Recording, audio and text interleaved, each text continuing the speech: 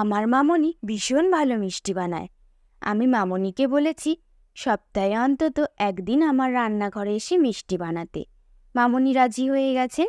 সামনেই লক্ষ্মী পুজো, তাই এই উপলক্ষে বানিয়েছে মতিচুরের লাড্ডু। ডোনার রান্নাঘরে আপনাদের সকলকে স্বাগত জানাই। প্রথমে 1 কাপ বেসন নিয়ে তাতে অল্প অল্প করে জল মিশিয়ে এই রকম একটা ব্যাটার বানিয়ে নিয়েছেন। তার মধ্যে দিয়েছে 2 ফোঁটা অরেঞ্জ ফুড কালার।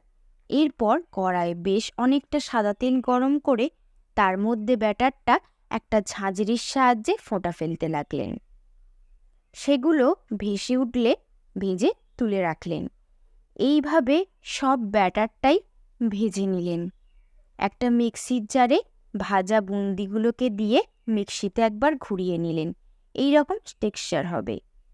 এরপর আরেকটি পাত্রে 1 কাপ চিনি, 1 কাপ জল, হাফ চামচ এলাচ গুঁড়ো এবং একটু ফুড কালার দিয়ে শিরা তৈরি করে তার মধ্যে মতিচুরগুলোকে দিয়ে নাড়তে লাগলেন।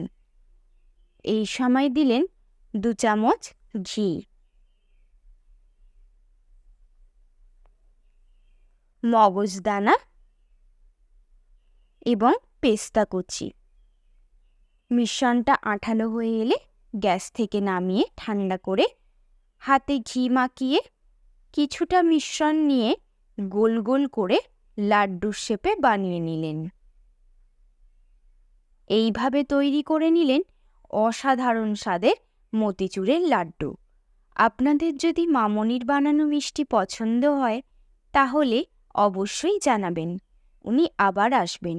আর ভিডিওটি যদি ভালো লেগে থাকে অবশ্যই লাইক, শেয়ার এবং কমেন্ট করে নেবেন। আমার প্রোফাইলে নতুন হয়ে থাকলে আমার প্রোফাইলটিকে ফলো করে নেবেন। ধন্যবাদ।